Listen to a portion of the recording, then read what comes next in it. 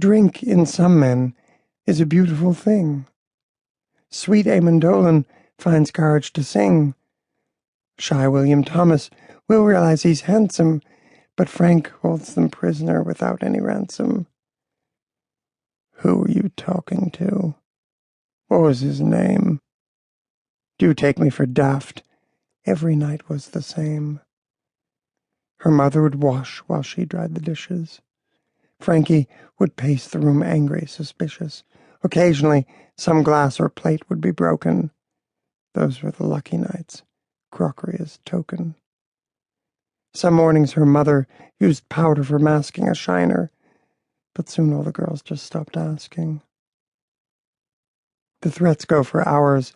At long last he ceases, and, stumbling half-blind in his boozy paresis, he crosses the room and falls into the bed. Nearby Margaret prays, "Dear God, please make Frank dead." At 12, Margaret grew quite suddenly bigger, and showed the beginnings of womanly figure. The old shirtwaists that had once fit her just right had, in the wrong places, become just too tight. Clinging and gaping where once they had hung, her mother was frightened. Sure, Peg's just too young. The garment's constriction confirming her fear. Though younger than Juliet's 14 by 2 years, the Romeos, pomaded, would soon come a-knocking, cockaded, parading. Too true, though still shocking, her Margaret gave off a narcotic allure. Just how might she manage to keep her girl pure? She tried as she could to conceal Margaret when they had to walk past all the slaughter floor men. Each walk across the floor was a dance of avoiding the puddles of blood and the catcalls of "Hoyden! Why all are you rushing? Stay back, you got time. My meat's not a rib, but it's certainly prime." Each insult occasioned a new gale of laughs. They toasted each other by knocking their gaffs together like musketeers crossing their swords, knee-deep in carrion, but feeling like lords. That red hair, that figure, had adult men sputtering a wordless desire, or else they'd be muttering dark boasts which a harsh glance could usually halt. But the theme of it all was that Peg was at fault. That she had incited the wolfish responses, this siren so stuck up and selfish, who had no right acting so shy and so prim.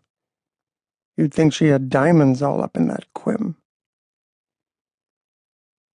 "I'll have you remember that girl is my daughter," her mother would yell, but the men of the slaughterhouse would only be goaded to further chest-pounding, barbaric in keeping with their vile surroundings. The drain in the floor, a near-useless feature, meant to dispatch all the blood of the creatures, but gobbets of scarlet-black visceral scraps routinely stopped them up, clogging the traps.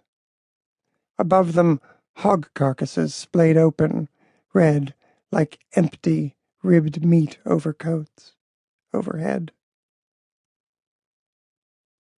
Margaret employed what she'd learned from the nuns, deaf to the crude innuendo and puns.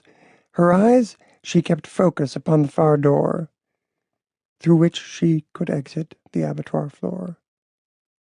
She also employed something else the nuns taught her by accident, namely, to fly in her thoughts to a place close yet distant, both here and not here, present but untouched by doubt or by fear.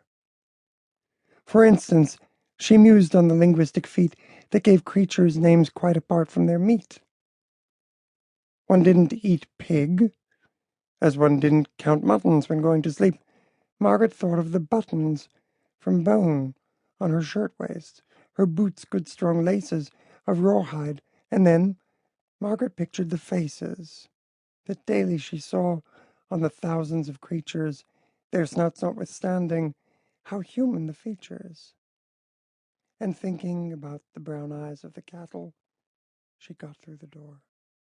She had skirted the battle.